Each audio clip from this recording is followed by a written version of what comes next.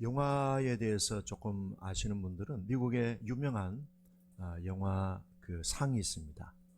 오스카 상이라고. 오스카 상의 주연 배우로 수상을 두 번이나 받은 수상한 그 덴젤 워싱턴이라는 배우가 있습니다. 이분이 그 시상식에서 했던 수상 소감은 우리들에게 많은 감동을 줄 만한 내용입니다. 그는 이렇게 얘기합니다. 나는 하나님을 경외하는 사람입니다. 우리는 지금 종말의 시대를 살아가고 있습니다. 자기애에 빠지지 마세요.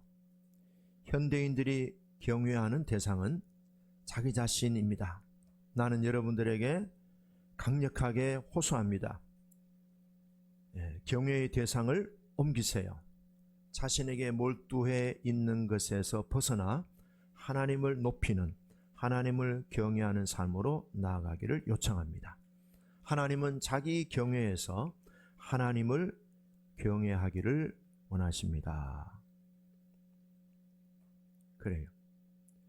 덴젤 워싱턴은 크리스찬 배우로서 많이 알려진 그런 배우입니다. 하나님을 경외하는 삶으로 바꾸십시오. 자리를 옮기십시오. 그렇습니다. 우리는 다 누구나 자기중심적인 삶을 살아가고 있습니다. 이 예배를 통해서 자기중심에서 하나님 중심으로, 또 내 생각 중심에서 말씀 중심으로, 내 사랑에서 하나님 사랑으로 마음이 변화되는 시간이 되기를 바랍니다. 성령께서 오늘 우리에게 그런 은혜를 주시기를 간절히 바랍니다. 서울시에서 운영하는 동행식당이라는 것이 있습니다.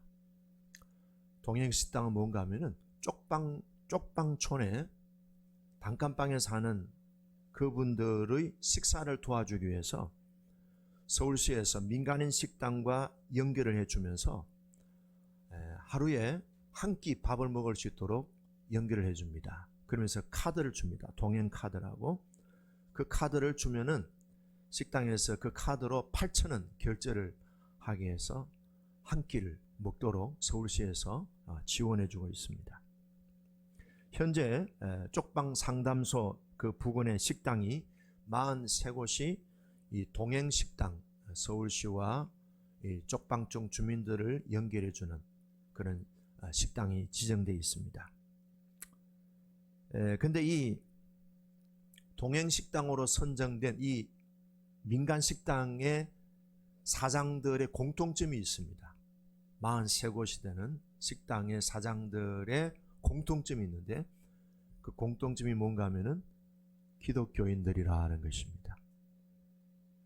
최근에 서울에서 굉장히 아주 그냥 기온이 너무 고조되어 가지고 밥 먹는 것조차도 힘든 그런 상황인데, 이 동행식당, 믿음의 밥집들이 쪽방촌 주민들의 생명줄이 되고 있다는 얘기입니다. 그 많은 식당 주인들 가운데 한 가지 일화를 여러분들에게 소개해 드립니다. 물레교회에 출석하고 있는 송복이라는 권사님이십니다. 이분은 성경에 나오는 지극히 작은 자 하나에게 한 것이 곧 내게 한 것이라는 이 말씀을 품고 쪽방촌 주민들을 섬기고 있습니다. 이분의 얘기가 이렇습니다. 동행식당을 운영하는 일은 쉽지가 않습니다. 이 쪽방촌 주민들이 밥 먹으러 오는데 이 사람들이 씻지를 않고 온다는 거예요. 안 씻는다는 거예요. 거의 노숙자와 비슷한 옷차림이나 그렇게 씻지 않는 모습으로 옵니다. 그러면 기존 오는 손님들이 그 쪽방촌 주민들이 밥 먹으러 오는 걸 보고 다음에는 오지 않는다는 거예요. 장사가 안 된다는 거예요. 손님이 뚝 끊어진다는 거예요. 어떤 쪽방촌 주민들은 이 식당에 올 때 낮술을 하고 식당에 와가지고 식당을 어지럽히기도 하고 막 소리도 지르기도 하고 또 토해내기도 하고, 어떤 사람들은 술 주정을 하면서 서로 옆에 있는 사람하고 싸우고 욕하고, 정말 이 송복이 권사 말은 너무 힘들다는 거예요. 그래서 자기가 결단을 하고 문을 닫아버렸어요. 문을 닫았어요. 그래서 한 달이 지났는데 이 쪽방 상담 소장님이 이 송복이 권사를 찾아와서 이렇게 얘기했습니다. 그래도 사장님은 교회 권사님이잖아요. 권사님이라는 그 말에 그것이 하나님의 음성으로 들린다고 하는 거예요. 그래서 문을 닫았던 식당을 다시 문을 열고 이 쪽방촌 주민들을 섬기기로 다짐을 했습니다. 그러면서 이렇게 얘기합니다. 우리 가게 손님 중에 절반이 쪽방 주민들입니다.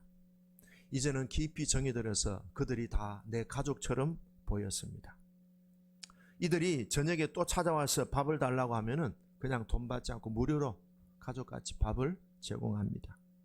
지극히 작은 자 하나에게 한 것이 곧 내게 한 것이라는 말씀을 품고 삽니다. 그랬어요. 덴젤 워싱턴이 자기 애를 버리고 하나님을 경외하는, 자기 경외가 아니라 하나님을 경외하는 자리로 옮기십시오 했는데, 이 송복이 권사는 자기 애, 자기 경외심에서 하나님 경외심으로 바뀌어진 그런 모습을 봅니다. 우리도 순간순간 자기 애에 빠질 가능성이 많습니다. 우리는 타고난 본성적으로 DNA 자체가 우리는 자기애성 성격 장애가 다 있어요. 그런데 우리 안에 하나님의 영이 임재하고 계시고 예수님의 십자가의 사랑이 우리에게 내주하기 때문에 우리는 순간순간 자기애성 그런 성격에서 하나님 중심으로, 하나님 사랑으로, 하나님을 경외하는 중심으로 순간순간 바뀌어 사람이 하는 말을 하나님의 음성으로 듣고 말씀에 곧바로 순종할 수 있는 이런 중심이 그리스도인이 아닌가 하는 것입니다. 혹시 교회 오면서 다투신 분은 없었는지 모르겠어요. 지난주 중에 혹시 직장 동료들과 아니면 이웃들과 혹시 여러분들이 다툰 일이 있었다면 그 다툰 이유에 그 중심에 뭐가 있습니까? 자기애가 있습니까? 아니면 자기 경외가 있습니까? 아니면은 하나님 사랑이 있습니까? 하나님을 경외하는 경외심이 있습니까?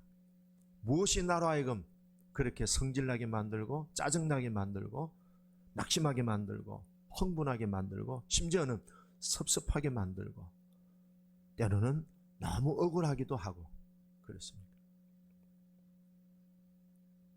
오늘 예배를 통해서 자기 경외가 아니라 하나님을 경외하는 중심으로 진심으로 바뀌어지기를 축복합니다.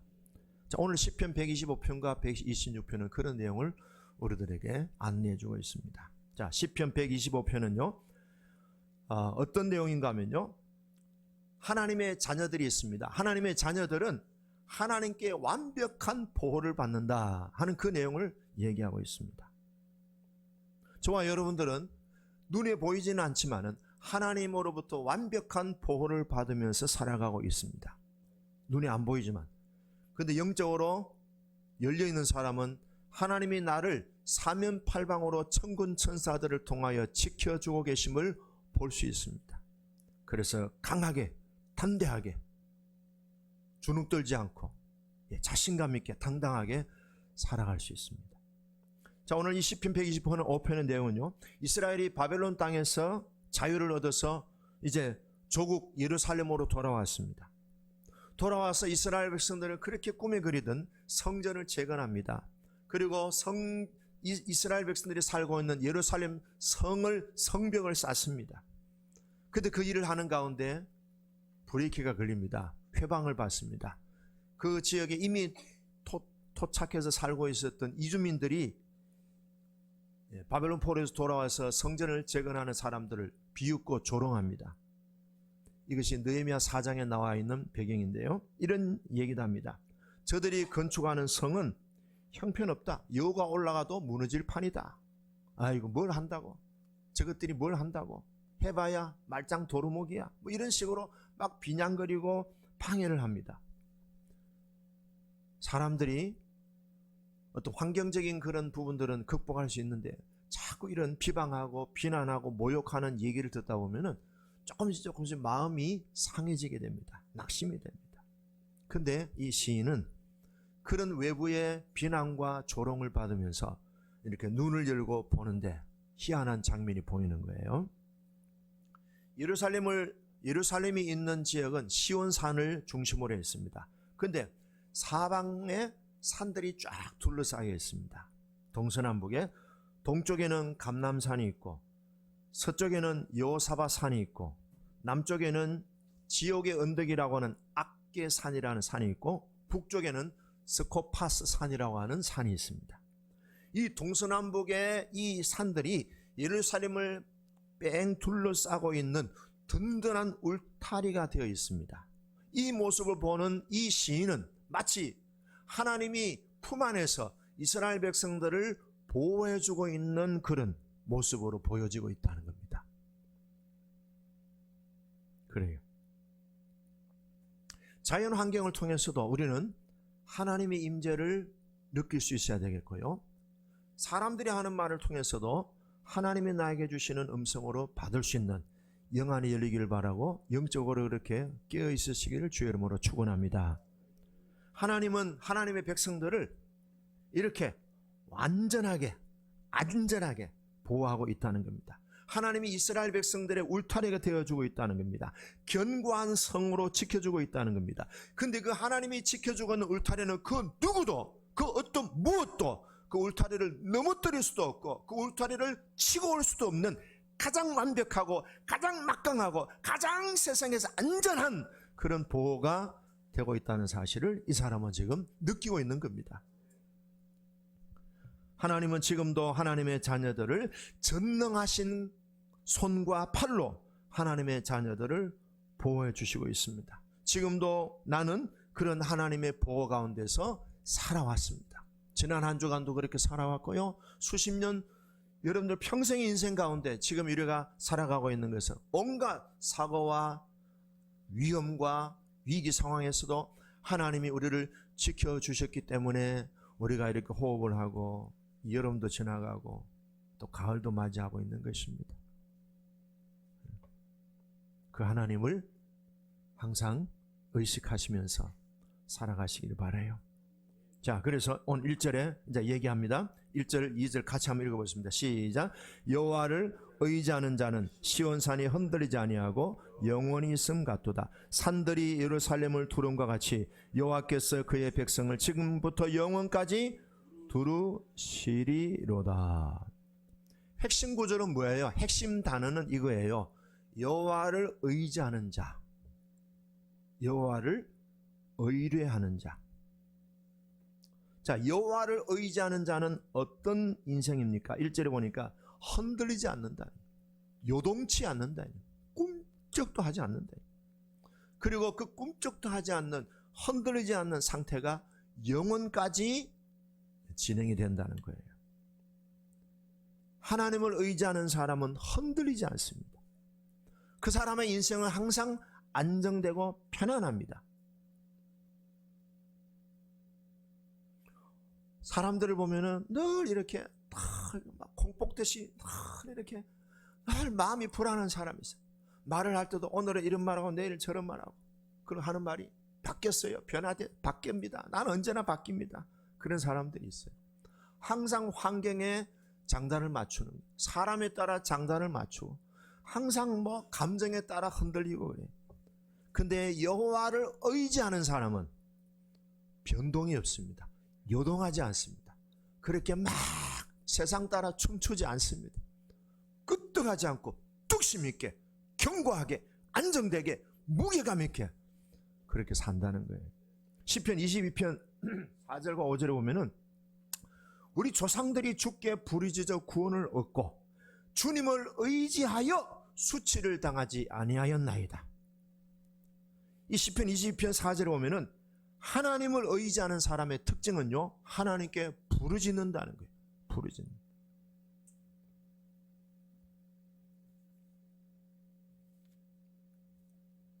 하나님을 의지하는 사람들의 특징은요, 부르짖는 거예요. 저는 요새 이런 기도를 많이 합니다.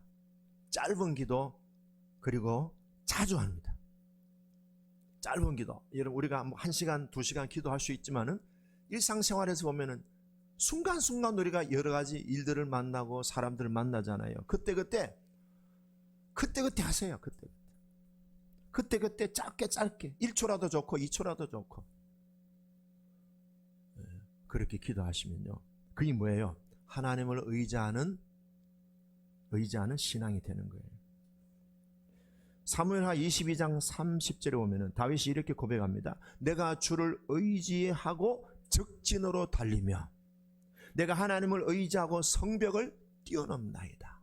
여러분, 우리가 영화를 보면은 성벽에 올라갑니다. 이제 우리가 저 성을 정복하려면 어떻게 합니까? 사다리를 막 엄청나게 큰 사다리를 성벽에다가 딱 대고 올라가면은 성벽에서 있는 군사들은 어떻게 합니까? 어서 올라오세요. 할렐루야. 그럽니까? 어떻게 합니까? 돌을 던지고 화살을 쏘고 또 뭐예요? 창으로 던지고 그 다음에요, 끓는 기름을 팔팔 끓여가지고 붑니다. 그럼 어떻게 올라가던 병사들이 다 으아 하고 다 자빠지고 다 내려옵니다. 근데 다윗이 어떻게 해요? 펄펄 끓는 기름물이 오고 화살이 오고 막 돌이 떨어지는데도 어떻게 합니까? 하나님을 의지하고 성벽을 뛰어넘는 거예요. 할 수 있겠어요?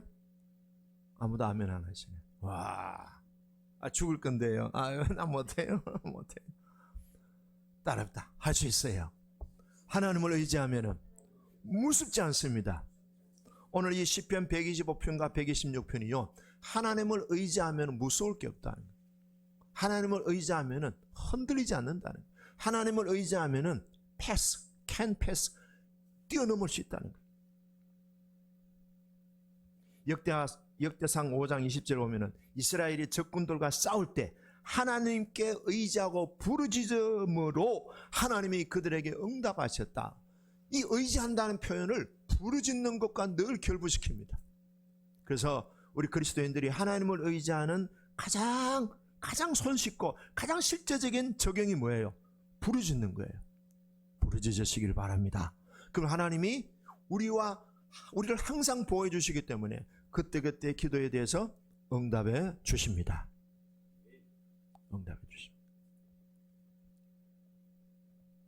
예레미야 17장에 보면은 두 종류의 사람이 있다고 얘기합니다. 첫 번째는요, 사람을 의지하는 사람이 있어요. 두 번째는요, 하나님을 의지하는 사람이 있어요. 근데 사람을 의지하는 사람은 높은 자리에 앉아 있는 사람, 돈 많은 사람, 그리고 뭔가 많이 배운 사람, 지식인들을 의지하는 경향이 많아요. 그렇죠? 근데 그 사람들의 결론은 뭔지 아세요? 빈둥지만 본다는 거예요. 그렇게 의지했는데 알고 보니까 빈둥지라는 거예요. 그러나 하나님을 의지하는 사람은 샘 곁에 심겨온 나무 같아서 기근 가뭄 흉년이 올지라도 전혀 해를 입지 않고 항상 하나님으로부터 생수의 강수를 공급받아서 사시사철 푸르고 청청하여 결실이 그치지 아니하는 그런 열매 맺는 인생을 산다고 얘기합니다. 그래서 하나님은 이스라엘 백성들에게 하나님을 의지하라고 수차례 강조합니다. 그러면서 이스라엘 백성들이 멸망한 이유를 이렇게 얘기합니다. 호세아서 10장 13절에 보면은 너희가 왜 망했느냐? 용사의 많음을 의뢰하였다. 용사의 많음을 의뢰하였으므로 너희 어머니와 자식이 함께 박살이 났다. 내가 박살나는 것도 박살나는 거지만 어머니, 부모님이 박살나고 자식이 박살나는 거예요. 다 박살나는 거죠. 이사야 3장 1절에 보면은 인생이 의지하는 그것을 하나님이 다 뭐예요? 제거하신다. 제거하신다. 이사야 3장에 보면요, 유다가 의지하는 그것을 하나님은 제하여 버리시는데 그가 의지하는 모든 양식도 하나님이 뭐예요? 없애버린다. 물도 없애버린다. 용사도 없애고 전사, 재판관, 선지자, 복술자, 장로, 의식부장, 귀인, 모사, 정교한 장인, 능란한 요술자를 다 없애버렸어요. 뭘 의미합니까? 하나님 한 분만 철저하게 완벽하게 의지할 것밖에 없다. 너희 국가가 멸망한 것은 목사님을 의지해서 망한 거야. 사장님을 의지해서 망한 거야. 대통령을 의지해서 망한 거야. 힘 있는 능력 있다고 생각하는 그 권세자들을 의지한 것이 망한 비결이야. 그래서 하나님은 이스라엘 백성들에게 이스라엘이 하나님이 아닌 것을 의지하는 것은 다 그냥 거두어 버려요. 심지어는 이스라엘 백성들이 의지하는 물조차도 하나님 없애버렸어요. 밥조차도 없애버렸어요. 오늘 점심 밥 없습니다. 여러분 하나님만 의지하세요. 그런 뜻이에요. 밥도 하나님은 싹 없애버려요. 그럼 죽 먹죠. 라면 먹죠. 라면도 죽도 다 없애버려요. 그만큼 밥 먹는 것보다 물 마시는 것보다 더 하나님을 의존하라는 거예요. 우리 성화에게 하나님 말씀하십니다. 네 엄마 아빠도 의지하지 마라. 하나님 아버지만 너의 온전한 의지할 자이시다. 그 하나님은 어떤 하나님이셔요? 그 하나님은 없는 데서 있게 하시고 홍해바다도 육지로 만들어주시고 요단강도 갈라주시고 광야에서 아무것도 먹을 수 없는 그 사막 한복판에 하나님은 반석에서 물을 솟아나서 성하에게 먹이게 하시고 그 사막이 물된 동산이 되어서 백합화가 만발하고 장미꽃이 피고 감람나무에 열매가 맺게 하고 소가 송아지를 낳고 외양간이 만들어지는 그런 하나님의 에덴 동산이 사막에서도 이루어지게 하시는 분이 하나님이시기 때문에 이스라엘 백성들이요 무언가 외국의 침략을 받으면 항상 의지하는 나라가 있어요. 어느 나라예요? 애굽이에요. 왜냐하면 애굽은요 이스라엘 백성들이 뱃속에서부터 친했던 사람들이에요. 이스라엘 백성들에게는요 DNA 자체가 애굽을 의지하는 게 본능적이야. 근데 하나님 뭐라 하시? 열왕기하 18장 21절에 보면 이제 네가 너를 위하여 저 상한 갈대 지팡이 애굽을 의지하는도다. 사람이 애굽을 의지하면 그 손에 찔려 들어갈 것이라. 애굽왕 바로는 그에게 의뢰하는 모든 자에게 손을 찌르는 가시가 될 것이다. 왜 우리가 피조물을 의지하면 안 될까요? 두 가지입니다. 첫째는요, 피조물은요 언제나 변합니다. 여러분 세상이 안 변하는 거 있어요? 세상이 너무 변합니다. 너무 변합니다. 여러분 최근에 우리도 학교 선생님 한 분이 자살해가지고 그 선생님이 자살하게 된 이유가 뭐예요? 애들이 만든 거예요? 학부모가 만든 거예요? 근데 또 어제 그 글을 보니까 선생님한테 부탁한 학부형의 글이 있어요. 우리 아들의 DNA는 왕입니다. 명령하거나 훈계하거나 가르치지 마세요. 졸더라도 두세요. 그냥 왕의 DNA가 있기 때문에. 무슨 왕이야? 학교 가면 학생이지. 세상이 이렇게 바뀌었어요. 우리는요 초등학교 때 엄청 맞았어요. 시험 문제요 50문제에서 25문제 틀렸어. 다 나와. 맨날 종아리 맞고 엉덩이 맞고 무릎 꿇고 무릎에 맞고요. 그럼 이거 집에 가면 또 야단 맞으니까 엄마한테 들켰어. 너 왜 종아리가 시퍼래? 선생님한테 맞아. 네가 맞을 짓을 하니까 맞았지. 요새 만약 애들이 종아리 시퍼래가 집에 가면 엄마한테 선생님한테 맞았다면 엄마들이 뭐라 그래요? 막 그냥 0.1초로 학교 가가지고 선생님 멱살 잡고 왜 우리 왕 같은 애를 이렇게 만들었느냐고 고소한다고. 그래서 법정 소송 벌이고. 세상이 이렇게 바뀌었어요. 여러분 세상 믿을 거 없어요. 근데 왜 자꾸 세상을 자꾸 의지하고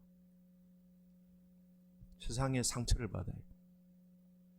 부모도 의지하지 마세요.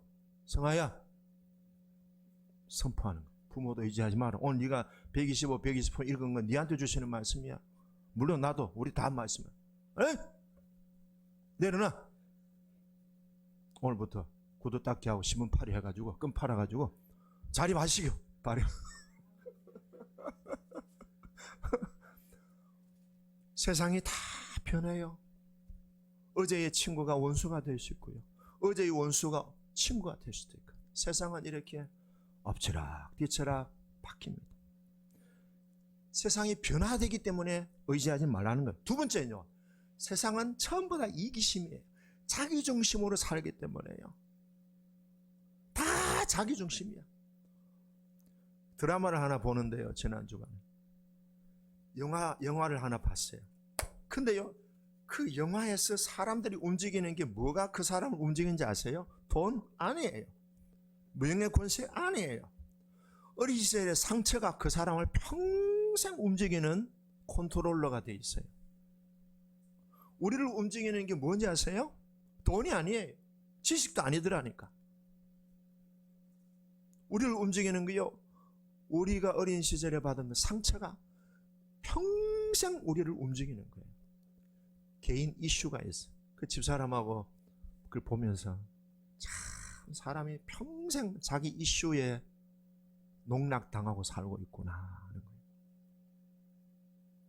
우리 안에는요, 사단의 본성이 있어요. 아담의 본성이 있다고요. 뭔지 아세요? 이기심이 있는 거예요. 근데 성령을 받고 거듭나면은 이기심이 아니고요, 우리는 십자가의 사랑으로 출생했어요. 거듭났어요. 그래서 우리에게는요, 하나님의 오리지널 생명, 사랑의 생명이 우리들에게 다시 회복되는 거예요. 이기심이 있을 때마다 아담적인 기질이지만 제2의 아담이신 예수님으로 말미암아 거듭난 사람의 DNA 속에는요, 사랑이라고 하는 생명이 있어요. 그게 우리 오리지널 생명이 되기를 바라요. 이기심에 따라, 돈 따라 움직이지 마시고요, 자기 경배가 아니고 하나님을 경배하는, 자기 경외가 아니고 하나님을 경외하는 그런 중심으로 바뀌어질 때에 우리의 인생은요, 요동치 않는 인생이 되고요, 또 어떻습니까? 영원히 있음 같도다 그랬어요. 그리고요, 어떤 외부적인 환경의 비난이나 조롱이나 사람들의 어떤 그런 모함이나 억울함에서 자유할 수 있습니다. 진리를 할지니 진리가 너희를 자유케 하라. 우리를 그런 이슈와 어린 시절의 상처로부터 우리를 자유케 해주는 게 뭐예요? 예수 그리스도이십니다. 그분의 십자가의 사랑이 있다고. 그 사랑을 만나면은 우리는 자유함을 얻는 거예요. 모든 중독에서, 모든 우리의 결핍에서 자유함을 얻을 수 있습니다. 그게 어디 있어요? 내 안에 있어요. 자기와의 싸움에. 다른 사람들하고 싸우려고 하지 마세요. 진짜 원수는 내 안에 있어요. 그래서 예수님도요, 요한복음 2장 24절에 오면은 자신이, 예수님도 사람을 의지하지 아니하셨다. 그들에게 몸을 의탁하지 아니하셨다 그랬어요. 여러분, 예수님이 제자들 보고 오늘 맘스 터치, 맞아요? 맘스 터치 먹고 싶은데 누가 좀 사올래? 그런 적 있어요, 없어요? 성아야, 없지? 예수님이 오늘 내 미스터 피자 먹고 싶은데 성아야, 미스터 피자 하나 사줄래? 한 적 있어요, 없어요? 없어요. 예수님은 사람들한테 손 내밀지 않았어요. 하나님께 직접 손을 내밀었어요. 여러분, 우리도 그렇게 다이렉트로, 직접적으로 하나님 앞에 손 내미시기를 바랍니다. 그게 뭐예요? 전적으로 하나님을 의지하는 사람들의 모습이에요. 할렐루야. 왜냐? 왜 하나님을 의지해야 됩니까? 하나님은 절대로 변하지 않으셔요. 하나님은요, 20년 전이나 100년 전이나 1000년 전이나 지금도, 어제나 오늘이나 영원토록 하나님은 뭐예요? 신실하신 하나님, 실수가 없으신 좋으신 나의 주. 그리고 그분은요, 우리에 대한 사랑을 한 번도 외면하시고 딴짓 하신 적이 없었어요. 우리는 주님 사랑한다 해놓고 딴짓 하잖아요. 그런데 주님은 우리에게 눈 한 번 안 깜빡거리고 우리를 끝까지 지켜보고 있습니다. 할렐루야. 하나님은 전능하시고 전지하시기 때문에 우리는 그분을 의지할 수 있습니다. 근데 그분을 의지하는 자는 뭘 안 당해요? 수치를 당하지 아니하리라. 자, 그 다음에 126편 1절 2절 3절까지 읽어봅시다. 126편 시작.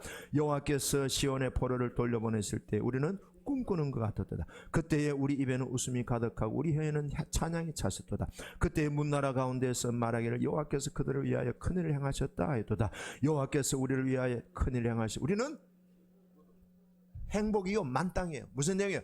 바벨론 포로에서 이스라엘 조국으로 돌아오는 거예요. 70년 포로 생활에서 돌아오는 거예요. 얼마나 기쁜지요. 행복이 뭐예요? 만땅이야. 행복이 만땅. 기쁨이 만땅이야. 기쁨이 만땅이야, 만땅. 이웃 나라들도 이스라엘을 보고 부러워해요. 와, 대단하다. 이스라엘은 정말 훌륭하다. 이스라엘은 정말 복받은 나라다. 저 나라가 믿는 하나님은 위대하신 분이시다. 다 이구동성으로 주의했는 나라들이 이스라엘을 부러워했어요. 기쁨이 만땅입니다. 할렐루야. 근데요, 이 세상살이에 기쁨이 영원한 게 어디 있어요? 기쁨 만땅의 그 약효가, 한계가, 수명이 얼마나 되겠어요? 예?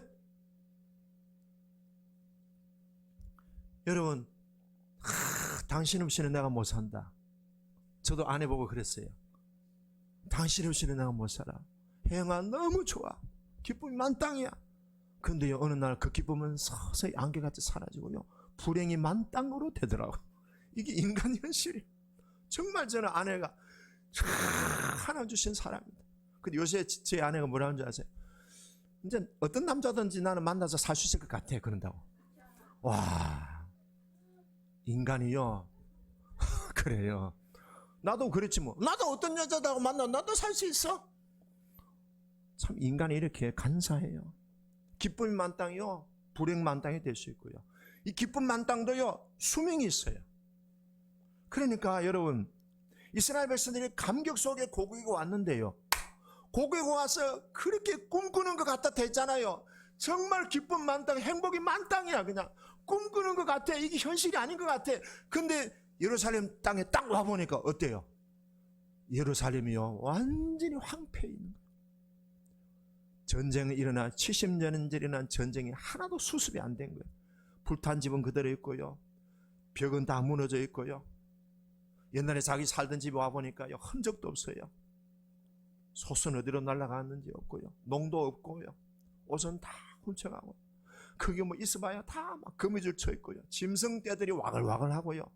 와, 기쁨은요 순간적이야. 와보니까 뭡니까? 낙심천만이야. 낙심천만. 행복 만땅이 순식간에 낙심천만으로 바뀌는 거예요. 여러분, 이것이 뭐예요? 세상이 주는 모습이에요. 이것이 세상 환경이 주는 한계예요. 환경이 주는 한계는요, 기쁨 만땅이 곧 바로 낙심천만으로 바뀌어 주시는 거예요. 그러니까 우리는 어디다 기준을 둬야 됩니까? 환경에 기준을 두면은 된다 안 된다? 안 된다. 언제 뒤집힐지 아무도 몰라. 그러니까 여러분, 행복 만땅에서도요 오래 못 가요. 그렇다고 해서 또 낙심천만이 또 오래 가지는 않아요. 그러니까요, 환경에 마음을 두면은 늘 뭐예요? 마음이 오르라, 업다운, 업다운, 업다운, 업다운, 낮이 되고 밤이 되고 그래 된다 이 말. 그래서 이 사람이 하나님을 의지하는 믿음으로 결단을 내립니다. 그 결단이 뭐예요? 4절 읽어봅니다. 126편 4절. 여호와여, 우리의 포로를 남방 시내들 같이 돌려보내소서. 이게 뭡니까? 자기들은 이미 예루살렘에 도착했어요. 아직도 바벨론에서 이동 못한 자기 동포들, 이 사람들을 위하여 기도합니다. 하나님, 남방 시냇물 같이 이들을 편안하게 고국 땅에 돌아오도록 해주세요. 그러면서 5절 6절 결단합니다. 같이 봅니다. 눈물을 흘리며 씨를 뿌리는 자는 기쁨으로 거두리로다. 울며 씨를 뿌리는 나가는 자는 반드시 기쁨으로 그 곡식단을 가지고 돌아오리로다. 이렇게 이제 결단합니다. 하나님, 황폐한 조국 땅을 보니 너무 마음이 낙심천만입니다. 그러나 우리는 하나님을 의지하겠습니다. 다시 축박한 땅에 씨를 뿌리겠습니다. 땀 흘리며 수고의 손을 놓지 않겠습니다. 무너진 성전을 세우는 일이 쉽지는 않지만 나는 하나님을 의지하고 벽돌 하나하나 다시 쌓겠습니다. 하나님께 기도하면서 땅을 다시 파겠습니다. 하나님이 우리 편 되심을 소망하면서 벽돌을 하나씩 쌓아가겠습니다. 황량한 이 사막 땅에 보이는 게 아무것도 없는 그런 황량한 곳이지만 하나님은 우리가 오늘도 눈물을 흘리며 씨를 뿌릴 때에 추수하는 가을을 우리가 주실 줄로 믿습니다. 그게 트라이, 시도하는 거예요. 다시 하는 거예요. 도전하는 거예요. 그럼 어떻게 하는 거예요? 어떻게 이 무너진 다시 예루살렘 성을 쌓고 성전을 다시 재건합니까? 하나입니다. 하나님을 의지하는 것밖에 없는 거예요. 하나님을 의지하는 것밖에 없어요. 그럼 어떻게 의지해야 됩니까? 한 사람을 소개하고 마무리하겠습니다. 사도 요한을 여러분들한테 모델로 제안합니다. 사도 요한의 별명은요, 요한복음 13장 25절에 예수님의 사랑하시는 제자. 여러분, 이 이름을 12제자 딱 유일하게 요한만 이 별명을 가졌습니다. 예수님의 사랑하시는 제자. 남들이 볼 때는 질투하죠. 뭐 예수님 나는 사랑 안 하시나? 근데 특별히 예수님의 사랑하시는 제자. 그래서 이 요한은 주로 어디에 있었어요? 자, 마지막 만찬을 생각해 보세요. 그 식탁의 높이가 여러분들 앉은 의자 정도 돼요. 그리고 이렇게 왼쪽으로 팔을 이렇게 고아가지고 이렇게 음식을 먹습니다. 그러면서 얘기하고 주거니 받고. 근데 사도 요한이 이렇게 왼쪽 팔을 이렇게 받치고 음식을 먹으면서 누구한테 기대했다고요? 예수님의 가슴에 기댔다 이 말이야. 이게 뭐예요? 의지하는 가장 좋은 모습이에요. 그래서 13장 23절에 보면 요한복음 예수님의 품에 의지하여 누운 제자라고 했어요. 자, 오늘 설교 제목이 뭐예요? 설교 제목이 내 머리를 주님의 가슴에 묻고. 요 제목만 기억하세요. 따라합시다. 내 머리를 주님의 가슴에 묻고. 이 탕자는 어디에 지금 머리를 묻고 있어요? 예수님의 가슴에. 예수님의 가슴에. 이 큰아들은 어디 있어요? 째려보고 있어요. 이 새끼 돈 다 탕진하고 어떤 낯짝으로 돌아와? 이랬다. 근데 이 탕자가 아버지의 가슴에, 아버지의 배에 자신의 머리를 묻고 있습니다. 사도 요한은 예수님을 가장 가까이 한 제자입니다. 예수님의 가슴에 머리를 두었던 제자입니다. 그래서 사도 요한이 예수님의 가슴에 머리를 두다 보니까 예수님의 무슨 소리가 들려요? 심장 소리가 뚝딱 뚝딱 뚝딱 들립니다. 성아야, 엄마 가슴에 머리를 묻고 엄마의 심장 소리 들어본 적 있어요? 그렇지. 지금은 어때요? 요새는 안 되지? 요새 젖먹는 시기가 지났으니까. 최선 사모님, 신랑의 가슴에 머리를 묻고 신랑의 가슴에 뚝딱 뚝딱 하는 요동하는 소리 들어본 적 있습니까? 할렐루야. 매일 들으시길 바랍니다. 체리나, 힘들 때 엄마 가슴에 머리를 묻고 엄마의 가슴에 뚝딱 뚝딱 하는 소리 들으면서 하나님의 사랑을 느껴보지 않겠어요? 네. 오늘 밤에 신랑의 가슴에 머리를 묻고 아내의 가슴에 내 머리를, 기쁨이 더 힘들면 엄마의 가슴에 머리를 묻고 요동치는 엄마의 가슴에 소리를 들어보고. 사도 요한이요, 예수님의 마음을 가장 가까이 느낀 사람이에요. 그리고 예수님의 몸의 체온을 느껴요. 예수님의 몸이 지금 싸늘하다, 따뜻하다. 여러분, 우리가 그 정도 하나님을 의지하는 수준으로 올라가기를 축복합니다. 근데 원래 이 요한은요, 그런데 이렇게 해서 예수님에 대해서 요한은요 가장 깊이 알게 됐어요. 예수님이 어떤 분이세요? 하나님의 본체시다. 예수님이 곧 하나님이시다. 나를 본 자는 하나님을 본 자다. 누가 얘기했어요? 요한이 얘기했어요. 요한은요 예수님의 사랑의 체온을 항상 느낀 사람이에요. 그 하나님의 사랑의 체온을 느꼈으므로 요한은요 요한복음, 요한 1, 2, 3서, 요한계시록을 기록한 거예요. 요한복음 3장 16절, 인류를 향한 하나님의 복음이 선포되는 가장 핵심적인 구절이 요한에 의해서 나타난 거예요. 요한은요 원래 분노 조절 장애자였습니다. 이 사람의 별명이 뭐예요? 천둥의 아들이라 해요. 얼마나 성질이 급하고 다혈질적이고요 잔인해요. 예를 들어서 예수님을 따르지 않는 다른 사람이 귀신을 내쫓는 걸 보고 야! 하지마! 너 예수님도 안 따르면서 그따위 짓을 해. 그랬더니 그렇게 이 사람은 신경질적이었어. 그 다음에 사마리아인이 예수님 배척했어요. 그때 요한이 주님 불로 저주를 내립니다. 저 사람 불로 태워 뿌리세요. 그랬어요. 그 이 사람 엄마는요, 또 엄마도 성질이 좀 이상해요. 치맛바람을 일으킨 최초의 여자예요. 우리 아들을요 예수님의 오른편 왼편에 다 앉혀주세요. 엄마가 치맛자락 바람을 일으킨 사람이에요. 그런 엄마 밑에 큰 아들이에요. 그리고 얼마나 자기중심인지 몰라요. 나는 왕이다.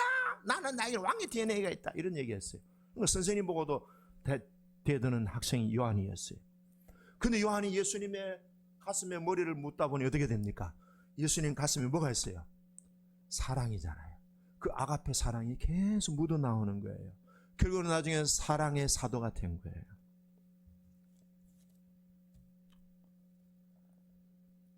요한은요, 예수님의 가슴에 충만한 사랑을 가장 가까이 했습니다.